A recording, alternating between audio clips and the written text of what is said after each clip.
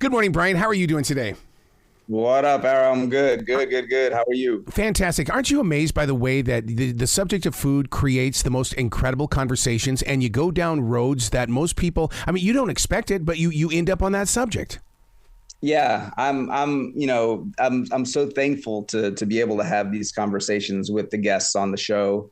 Food, especially nostalgic food, comforting food that creates memory or has memory attached to it, certainly does have a unique place in conversation, because oftentimes our guests will quite literally say, man, I have not thought about this in so long, or I have not, talked to someone about this, or, and it's truly amazing to watch how cooking a specific nostalgic meal can open the door to just very deep and profound conversations. Well, that's what the Flaky Biscuit is all about. To me, what I love about it is that it's almost like you're inviting me into a conversation, and you're not ignoring me. It's just that you're presenting such incredible conversation. It's like, I just want to be the listener. I just want to just sit here and learn new things. Yeah. I mean, I'm glad that that's how you feel, because I'm learning. It's not just fun to cook these meals for people and have conversations. It's also fun to, recreate a recipe for something after learning about what it was. And it's quite unexpected sometimes, the meal that comes from a specific person. It could be, an art connoisseur or a wine connoisseur, and their meal, in nostalgia, their nostalgic meal might be something quite unexpected. It's not always going to be a filet mignon or some kind of thing. It's a really something that really is significant in their childhood or their upbringing, that's attached to memories of family or memories of growth and and hard work and that kind of thing. So just finding that out from someone and then attempting to create a recipe to recreate it is just it's just a very magical thing. I've become that person that I don't just look at a steak or look at chicken. What I do is I sit there and I go, how can I make this a part of breakfast, lunch, and dinner? I like to break food down to figure out the multiple ways that food can bring you joy to every corner of your day. Yeah. Wow. I mean, that's definitely a really great take on food, and obviously helps combat food waste, and also Right. just opens up. Yeah. I mean, it really does when you've got that kind of mentality to say, hey, how can I utilize every part of this? Maybe the bones I'll make a broth, and maybe the chicken legs I'll grill, or, this, that, and the other. But it is food, as everyone says, is what can create, a bond between strangers, a bond between two people that don't know each other. You have the right meal, or you have a meal together, and all of a sudden, you might be best friends after. One of the things that your personal strength inspires me is that you're not afraid to create a recipe. And right away, what I learned from you on that is I start thinking about this TV show, The Bear, and how they have to recreate those recipes. I feel for you, dude, because I don't know how you deal with that inner core creative muscle that's saying, no, do it again. No, do it again. I try not to be so, I'm not a perfectionist. And I think, when it comes to recipe development and, back, a few years ago when I was primarily focused on my blog, I think a lot of my followers and subscribers appreciated it as they did my first book, because I try not to complicate it. I try to, a recipe can be as complicated as anyone wants it to be. I mean, I've seen a grilled cheese sandwich recipe that's like 10 pages long. Now, maybe not 10, but it's sometimes I'm like, man, if we keep it simple, like if you were to walk in if someone told you to make, chicken parm and write down what you did, there's really not that much to write down. I mean, so it's at the end of the day, it's all about taking it easy on yourself, making sure I'm having a good time, because I want listeners to have a good time. I want people who are using these recipes to have fun and try to recreate these nostalgic moments as well, and be successful. What do you do about those moments when you know you design things in your own personal kitchen, but I also support local restaurants in a big way. But when I go to a restaurant and I sit there at the table and I go, no, I would have done this differently. How do you get beyond that you are not better than the shelf that's at that restaurant? I don't think that. I think it's just food is extremely personal, and everyone, it's just very personal. Everyone has different nostalgia, different memories attached to it, different tastes, different preferences. You know, when I sit down in a restaurant, you know, a lot of restaurants serve bread, and you know, look, it's easy to be like, man, this bread's awful, but it's what.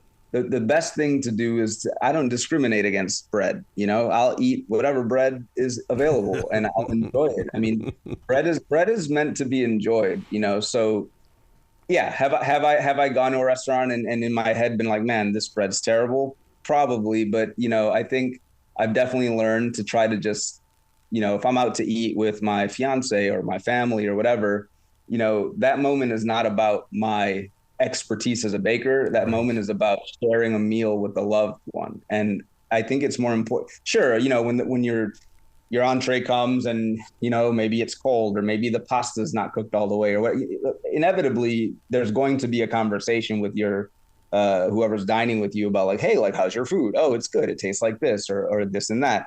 That's, you know, that's normal. But I think, like you're saying, you know, there's like a line that can be crossed and it can become like a whole scenario of like, oh, well, I would have done, you know, I would have, and it's like, honestly, you don't know what's going on in that kitchen back there. Right. You don't know. That's right. Short staff. You don't know who's just cut their finger and can't do something. Like, it is what it is, you know? So just try to keep it, just try to chill. That's the thing.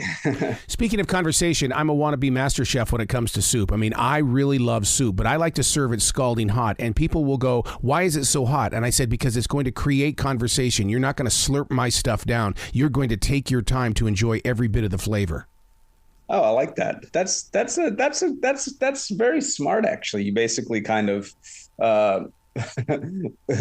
create an environment where you have to just take your time and enjoy little by little the soup. And also, soup should be served very hot. I mean, it's soup.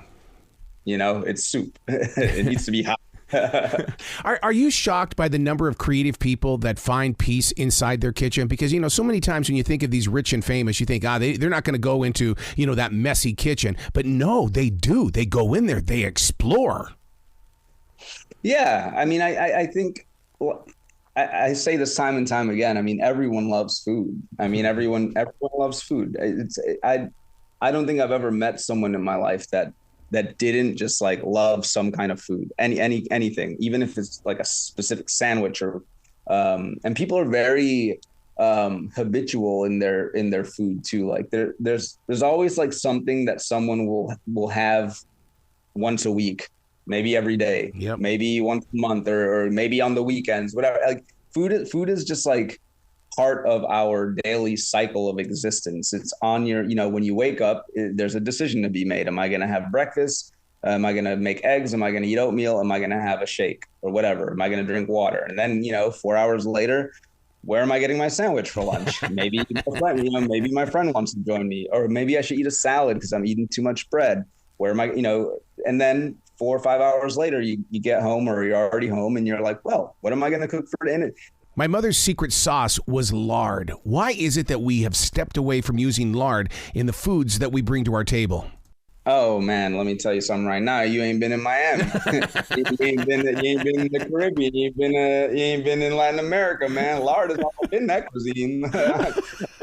We stay on lard, man. What you talking?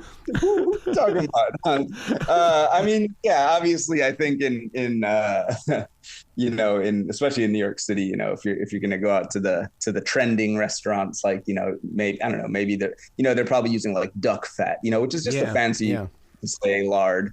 No, not really. You know, fat is, whether it's butter, whether it's lard, whether it's, you know, duck fat, bacon fat.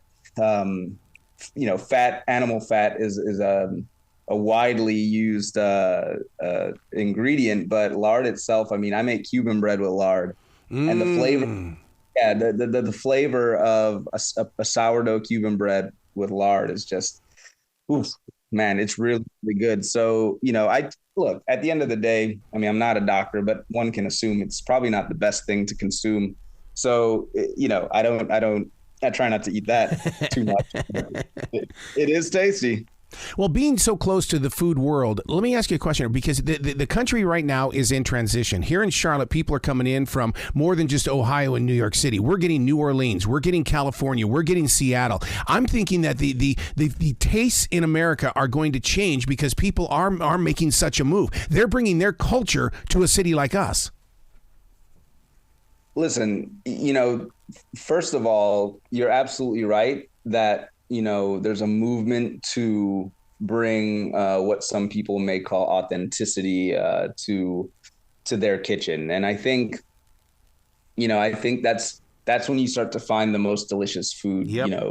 There's a few, people move to a city for a variety of reasons. It could be more affordable. It could be better for their lifestyle. But at the end of the day, when it comes to opening that restaurant or opening that bakery, you do see a trend of people wanting to showcase not just their skill set, not just their training and culinary background, but they want to showcase a story about themselves, about their family, about their heritage. And that ultimately, in my opinion, creates more delicious food than someone who just is, went to culinary school and then just kind of worked in a specific system, and then they open up a restaurant that kind of mirrors that same specific system, but without that personal touch. And I think, I'd rather eat the food of someone who is from, the South and loves cooking and learned to cook from their grandmother, their mother, and practiced and cooked and then opened up a little shop somewhere. Man, I would love to eat that food. More than the food of some acclaimed chef that did this and that. And, so it really is interesting to see a movement towards appreciating oneself and appreciating one's roots. You talk about a bakery. You also talk about culture. I'll tell you, one of my favorite things to do in life is I love going to every single bakery I can find and taste their version of tres leches. Oh, my God. You are a very smart one. Tres leches is divine, and I think I wouldn't say it's hard to get right. I would say there are some tres leches that are far better than other tres leches. I think when you find a good tres leches, it's a moment of pure unadulterated just joy and happy and comfort. And it's something that I definitely enjoy a lot as well. I love a good tres leches. Oh my God. And the way that it just consumes your body, or it just basically becomes a part of your moment. And we talked about conversation earlier. You want to get into a great conversation, have some of that for dessert. Yeah. I mean, listen, if you have a tres leches for dessert, I mean, shoot, and you're talking with me, we're going to talk about a lot of things. What kind of milks do they eat? I like to use coconut. Oh yeah. I like to use a little coconut milk as one of the milks. How much condensed milk is there? Is there even condensed milk? Is there evaporated milk? What kind of cake did they make? Was the cake moist before it got drenched? And what about the cherries? Those the cherries sometimes are traditionally on there. Some people don't like those. And tres leches is just an absolute classic dessert. You bring up coconut. One of the things that's really starting to happen when it comes to even the things that we drink, you got Prime, you've got Olipop, you've got all of these drinks that are made out of plants. And I'm wondering, there's got to be a recipe out there that's going to require me to get into that bottle of Prime and create it. All right, because there's just something waiting to be created in my kitchen from a drink like that. Are you saying you want to recreate a bottle of Prime, or you want? I want to utilize that coconut water in Prime somehow, some way, and I want to take the flavor and the nutrition that Prime offers and put it in something, because I just think it's just as important as milk. It's just as important as any other fluids. Yeah, I mean, look, I don't really know much about Prime to be honest with you. That's like it's like a hydration drink or Yes, something like yeah, that. yeah, yeah.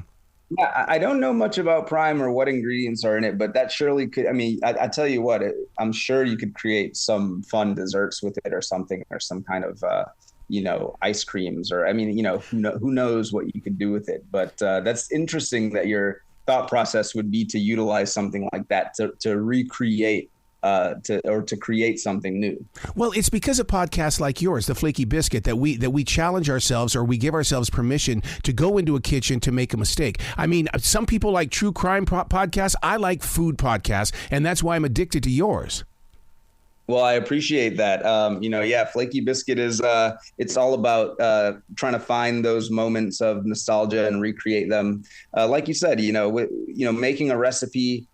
Using creativity to make a recipe is fun on its own, but actually, feeding this to someone to see where the conversation goes and to see if I can bring them back to that moment in time that really comforted their soul. And there's nothing that makes me happier than having guests on the Flaky Biscuit and just cooking up those delicious morsels of nostalgia. So I'm going to create a prime soup. It's going to have kale in it and anything that's probiotic. And you're going to come over for dinner, right?